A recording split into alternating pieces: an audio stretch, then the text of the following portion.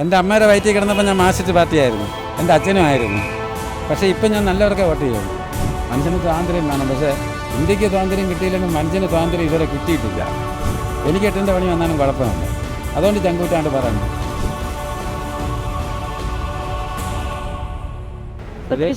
ചെയ്യാൻ പറ്റില്ല, പിന്നെ മറ്റുള്ളവരുടെ കാര്യം പറയാൻ പറ്റില്ല.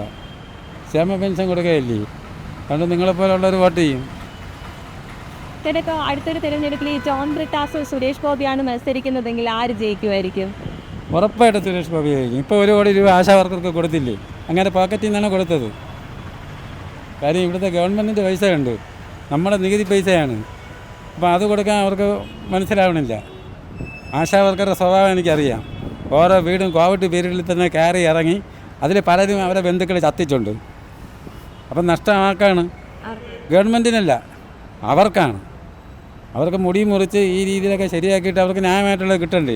നിങ്ങൾക്ക് ശമ്പളം ന്യായമായിട്ട് ഇപ്പം കിട്ടൂലേ? പറയണം കിട്ടുന്നുണ്ടല്ലോ, പക്ഷെ അവർക്കില്ല. അപ്പം പിന്നെ എന്ത് ചെയ്യാൻ പറ്റും? അതുകൊണ്ട് സുരേഷ് ഗോപി തന്നെയായിരിക്കും അടുത്തും ജയിക്കുന്നത്. ഒരു സംശയം വേണ്ട. Okay, thanks. മുഖ്യമന്ത്രിയെ പിടിച്ചവിടെ നിർത്തിക്കഴിഞ്ഞാലും രക്ഷയില്ല. കാര്യം എന്തരാണെന്ന് വെച്ചാൽ ആൾക്കാർ നോക്കണത് പണ്ടത്തെ പോലെ അല്ല,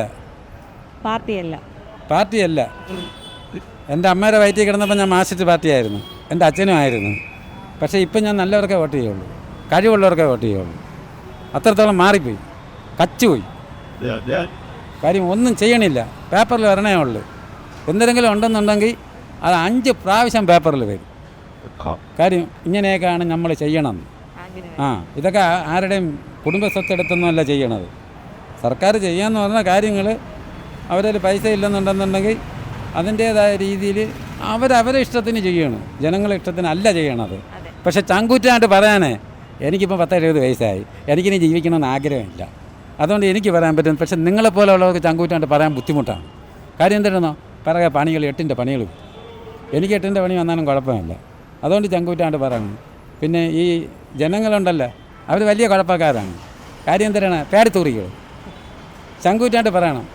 100 പേരിൽ ഒരാൾ ചങ്കൂറ്റാണ്ട് പറഞ്ഞാൽ ഈ ഇന്നത്തെ അവസ്ഥ മാറും. എനിക്ക് ആശാ വർക്കറുടെ ജോലി എനിക്ക് നല്ലവണ്ണം അറിയാം, അവർ കഷ്ടപ്പെടുന്നത്. അതുകൊണ്ട് അവർക്ക് സപ്പോർട്ട്. പക്ഷേ അവർ അന്യായം പ്രവർത്തിച്ചാൽ ഞാൻ അവരോട് നിൽക്കില്ല, തീർച്ചയായിട്ടും നിൽക്കില്ല. പക്ഷേ ഇപ്പം അന്യായമല്ല പ്രവർത്തിക്കണത്, നല്ല. അതുകൊണ്ട് ഒരുപാട് പേര് സപ്പോർട്ട് ചെയ്യില്ലേ. അപ്പോഴത്തേക്കും മനുഷ്യൻ കണ്ണു തുറക്കണ്ടേ? ആർക്ക് വേണ്ടിയാണ് ഭരണം? ജനങ്ങൾക്ക് വേണ്ടിയാണെങ്കിൽ ഇത്തിരിയൊക്കെ പിടികാശിയൊക്കെ പിടിക്കാം. പക്ഷെ അവർ പറഞ്ഞത് ശരിയാണെന്നും കൂടെ നമ്മൾ നോക്കണം. അവർ പറഞ്ഞത് മൊത്തം തെറ്റാണെന്ന് പറയണത് ഏറ്റവും വലിയ തെറ്റാണ്. കാര്യം വെച്ചാൽ ബ്രിട്ടീഷുകാർ തുരത്തിയ ആൾക്കാരാണ് ഇവിടെ ഉള്ളവർ. പക്ഷേ അന്നുള്ള ആൾക്കാരിന്നില്ല, അതാണ് പ്രശ്നം. അന്നുള്ള ആൾക്കാരുണ്ടെങ്കിൽ ഇങ്ങനെ നടക്കോ? ഇല്ല. മനുഷ്യന് സ്വാതന്ത്ര്യം വേണം, പക്ഷേ ഇന്ത്യക്ക് സ്വാതന്ത്ര്യം കിട്ടിയില്ലെങ്കിൽ മനുഷ്യന് സ്വാതന്ത്ര്യം ഇതുവരെ കിട്ടിയിട്ടില്ല. പിന്നെ ഈ ഭരണത്തിലിരിക്കുമ്പോൾ എല്ലാം നമുക്ക് ചെയ്യാൻ പറ്റില്ല. അത് നിങ്ങൾ കയറി ഇരിക്കുമ്പോഴേ എൻ്റെ പ്രയാസം മനസ്സിലാവുള്ളൂ. നിങ്ങൾ അടിസ്ഥാനമായിട്ടുള്ള കാര്യങ്ങളെല്ലാം ചെയ്യണം. എന്താ അടിസ്ഥാനമായിട്ടുള്ള ആവശ്യങ്ങളൊക്കെ ചെയ്യണമല്ലോ. ആര് ചെയ്യുന്നുണ്ട്? ചെയ്യണമല്ലോ. ജലാശുപത്രി കണ്ടില്ലേ, കുത്തഴിഞ്ഞല്ലേ കിടക്കണത്.